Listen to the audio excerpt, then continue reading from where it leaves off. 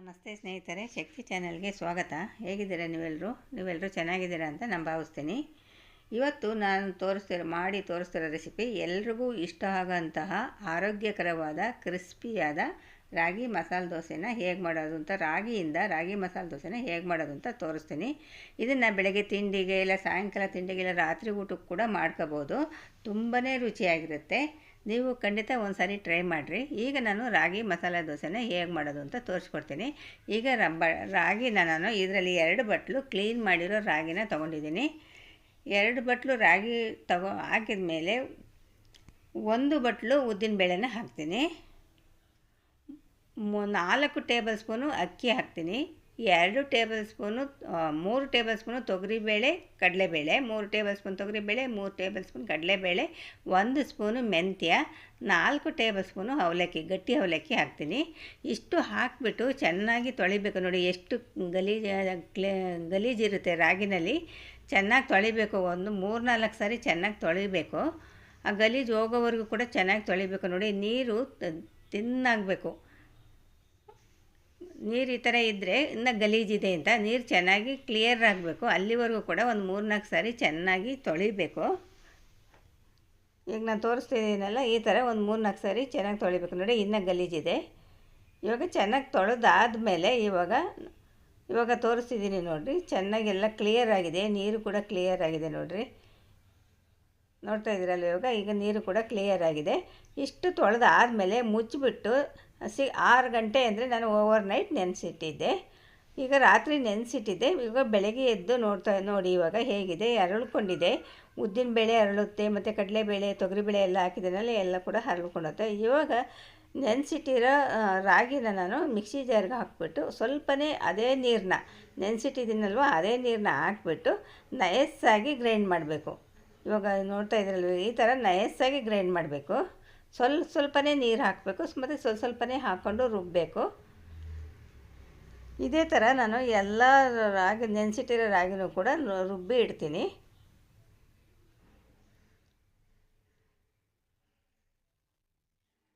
ಇವಾಗ ನೋಡಿ, ಎಲ್ಲದೂ ಕೂಡ ರುಬ್ಬಿದ್ದಾಯಿತು. ಇವಾಗ ರುಚಿಗೆ ತಕ್ಕಷ್ಟು ಉಪ್ಪನ್ನು ಹಾಕ್ತೀನಿ. ಉಪ್ಪು ಹಾಕಿದ ಮೇಲೆ ಚೆನ್ನಾಗಿ ಮಿಕ್ಸ್ ಮಾಡಬೇಕು. ಈಗ ನಾನು ತೋರಿಸ್ತಾ ಇದ್ದೀನಲ್ಲ, ಆ ಥರ ನೀವು ಮಿಕ್ಸ್ ಮಾಡಬೇಕು. ಚೆನ್ನಾಗಿ ಮಿಕ್ಸ್ ಮಾಡಿದರೆ ಉದುರು ಚೆನ್ನಾಗಿ ಬರುತ್ತೆ.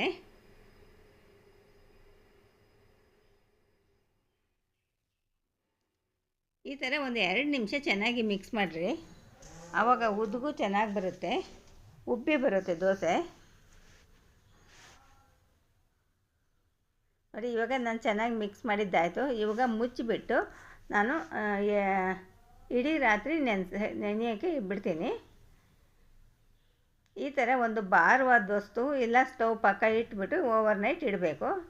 ಇವಾಗ ನೋಡಿರಿ, ಬೆಳಗ್ಗೆ ಎದ್ದು ನಾನು ತೋರಿಸ್ತಾ ಇದ್ದೀನಿ ನೋಡಿರಿ. ಇವಾಗ ಹೆಂಗಿದೆ ನೋಡಿರಿ, ಯಾವ ಥರ ಉಬ್ಬಿ ಬಂದಿದೆ ನೋಡಿರಿ. ನಾನು ಹಾಕಿದಾಗ ಹಿಟ್ಟು ಎಷ್ಟಿತ್ತು, ಇವಾಗ ಫುಲ್ ಪಾತ್ರೆ ಉಬ್ಬಿ ಬಂದಿದೆ.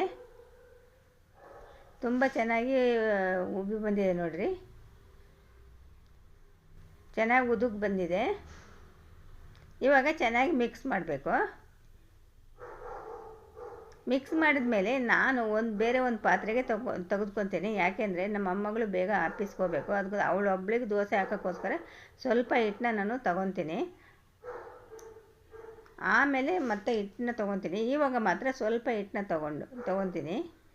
ಅದಕ್ಕೆ ಇವಾಗ ನಾನು ಸೋಡಾ ಹಾಕ್ತೀನಿ ಮತ್ತು ಸ್ವಲ್ಪ ನೀರು ಹಾಕ್ತೀನಿ. ಇವಾಗ ಉಳಿದಿರೋ ಹಿಟ್ಟನ್ನ ಹಾಗೆ ಮುಚ್ಚಿಡ್ತೀನಿ. ಈಗ ನೋಡಿ, ನಾನು ಸ್ವಲ್ಪನೇ ನಮ್ಮ ಮಗಳಿಗೋಸ್ಕರ ನಾನು ದೋಸೆ ಹಾಕೋದಕ್ಕೋಸ್ಕರ ಸ್ವಲ್ಪನೇ ಹಿಟ್ಟು ತಗೊಂಡಿದ್ನಲ್ವ, ಅದಕ್ಕೆ ನಾನು ಸ್ವಲ್ಪ ಸೋಡಾ ಸ್ವಲ್ಪ ನೀರನ್ನ ಹಾಕ್ತೀನಿ.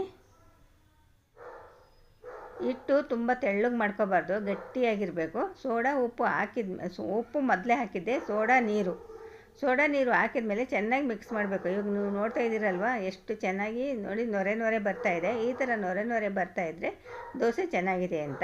ಈಗ ದೋಸೆ ಕಾವಲಿನ ಇಟ್ಟಿದ್ದೆ ನಾನು, ಹೆಂಚು ಕಾದಿದೆ. ಇವಾಗ ನೀರನ್ನ ಚಿಮ್ಕಿಸ್ಬಿಟ್ಟು ಒರೆಸ್ಬೇಕು ಅದು. ಈಗ ನೀರು ಚಿಮ್ಕಿಸಿ ಆದಮೇಲೆ ಇವಾಗ ನೋಡಿ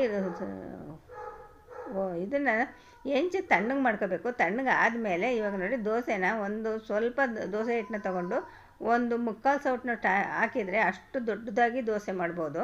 ಈಗ ನೋಡ್ತಾ ಇದ್ದೀರಲ್ವ, ಎಷ್ಟು ದೊಡ್ಡದಾಗಿ 1/4 ಸೌಟು ದೋಸೆಗೆ ಹಿಟ್ಟಿಗೆ ಎಷ್ಟು ತೆಳ್ಳಗೆ ಬೇಕಾದರೂ ಮಾಡ್ಬೋದು. ನಾನು ಅದ್ರ ಮೇಲೆ ಚಟ್ನಿ ಪುಡಿನ ಉದುರಿಸ್ತೀನಿ. ನಾನು ಕೆಂಪು ಚಟ್ನಿ ಮಾಡೋದನ್ನ ತೋರಿಸಿದ್ದೀನಿ. ಮಸಾಲೆ ದೋಸೆಗೆ ಕೆಂಪು ಚಟ್ನಿ ಮತ್ತು ಆಲೂಗಡ್ಡೆ ಪಲ್ಯ ನನ್ನ ಚಾನಲ್ ಮಾಡಿ ತೋರಿಸಿದ್ದೀನಿ. ನೀವು ಆ ರೆಸಿಪಿ ನೋಡ್ಕೋಬೇಕಂದ್ರೆ ನನ್ನ ಚಾನಲ್ನ ಹೋಗಿ ಒಂದು ಸರಿ ಚೆಕ್ ಮಾಡ್ಕೊಳ್ರಿ. ಇವಾಗ ನಾನು ಆ ದೋಸೆ ಮೇಲೆ ಚಟ್ನಿ ಪುಡಿನ ಕಡಲೆ ಹಿಟ್ಟಿನ ಚಟ್ನಿ ಪುಡಿನ ನಾನು ಉದುರಿಸ್ಬಿಟ್ಟು ಅದಕ್ಕೆ ಆಲೂಗಡ್ಡೆ ಇಟ್ಬಿಟ್ಟು ಇವಾಗ ಗರ್ಗರಿ ಆಗಂಗೆ ಚೆನ್ನಾಗಿ ರೋಸ್ಟ್ ಮಾಡಿಬಿಟ್ಟು ಫೋಲ್ಡ್ ಮಾಡ್ತಾಯಿದ್ದೀನಿ.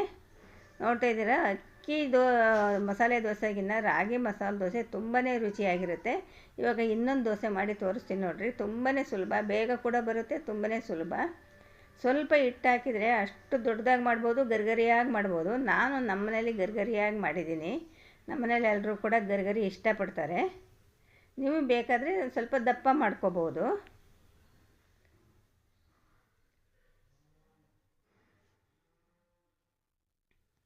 ಕೆಂಪು ಚಟ್ನಿ ಕೂಡ ಮಾಡ್ಬೋದು. ನಾನು ಕೆಂಪು ಚಟ್ನಿನ ತೋರಿಸಿದ್ದೀನಿ ನೋಡಿರಿ. ನಾನು ಇವಾಗ ಕಡಲೆ ಹಿಟ್ಟಿನ ಚಟ್ನಿ ಪುಡಿನ ಮೇಲುಗಡೆ ಹಾಕ್ತೀನಿ.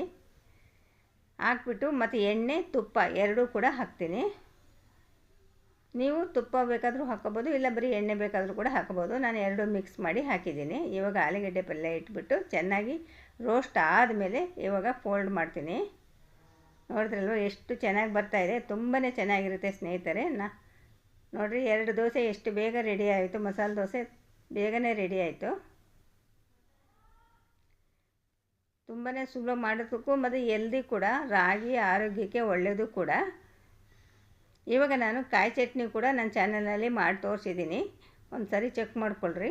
ಈಗ ಕಾಯಿ ಚಟ್ನಿ ಜೊತೆ ನಾನು ರಾಗಿ ಮಸಾಲೆ ದೋಸೆನ ಟೇಸ್ಟ್ ಮಾಡಿ ಹೇಳ್ತೀನಿ. ನೋಡಿ ಎಷ್ಟು ಗರ್ಗರಿಯಾಗಿದೆ, ನೋಡ್ತಾ ಇದ್ದೀರಲ್ವ. ನಮ್ಮ ಮನೆಯಲ್ಲಿ ಗರ್ಗರಿ ಇಷ್ಟಪಡ್ತಾರೆ ಅಂತ ನಾನು ಗರ್ಗರಿ ಮಾಡಿದ್ದೀನಿ. ನೀವು ಬೇಕಾದರೆ ಸ್ವಲ್ಪ ದಪ್ಪ ಕೂಡ ಮಾಡ್ಕೋಬೋದು. ಈ ವಿಡಿಯೋ ನಿಮಗೆ ಇಷ್ಟ ಆದರೆ ಒಂದು ಲೈಕ್ ಕೊಡಿ, ಶೇರ್ ಮಾಡಿ, ನನ್ನ ಚಾನಲ್ಗೆ ಸಬ್ಸ್ಕ್ರೈಬ್